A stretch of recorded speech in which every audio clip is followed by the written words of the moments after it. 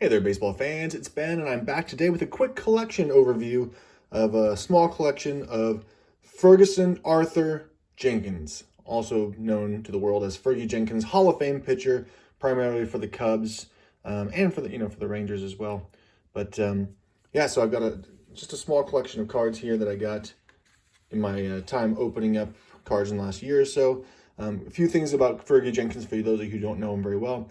He's from Canada, first of all. I think he's the first Canadian to become a Hall of Famer. And he had many, many good years. Total, let's run through some stats real quick. He played from 1965 to 1983. Win-loss record of 284 and 226, so just shy of 300 wins. And then ERA of 334 for his lifetime, but 3,192 strikeouts, three-time All-Star. The biggest thing was that he was the Cy Young Award winner for the National League in 1971, and in 1971 had a ridiculous season. That's really what we're talking about here. So kind of solidified his place in baseball history. But he threw a complete game in 30 of 39 starts. And I know in today's baseball with pitching changes all the time, like a complete game is kind of like out of the cards for everybody. This dude did it 30 times out of 39 starts. That is nuts. And in 37 of them got a decision. So he was 24 and 13 win-loss record that year.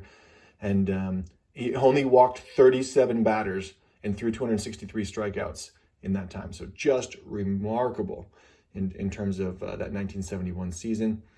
Along with Greg Maddux, Curt Schilling, and Pedro Martinez, they're the only major league pitchers to ever record more than 3,000 strikeouts and fewer than 1,000 walks. So just a remarkably accurate pitcher, really, really good.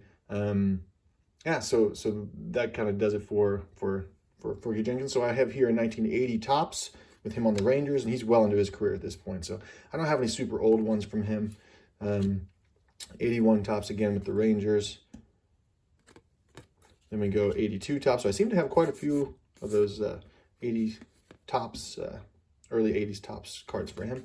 And then a couple of 1983 Fleer when he switched over to the Cubs for a final time. So he started off with the Phillies, had his best years with the Cubs from 1966 to 1973.